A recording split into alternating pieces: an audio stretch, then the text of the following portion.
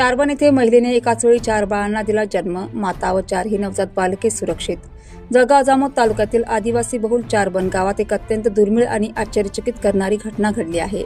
गावातील रहिवासी पंशीराम सस्ते यांच्या 27 वर्षीय पत्नी रियानी पंशीराम सस्ते यांनी अत्यंत कठीण परिस्थितीत कोणत्याही प्रगत वैद्यकीय सुविधेविना घरीच प्रसूतीदरम्यान 3 मुले आणि एका मुलीला जन्म दिला.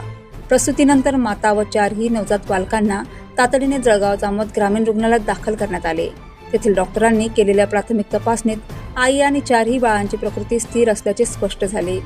मात्र 4ही बालकांचे वजन सुमारे 900 ग्रॅम ते 1 किलो दरम्यान असल्याने त्यांच्यावर विशेष नवजात अतिदक्षता उपचारांची आवश्यकता होती. त्यामुळे माता व बालकांना पुढील उपचारासाठी खामगाव येथील सामान्य रुग्णालयात तातडीने हलविण्यात आले.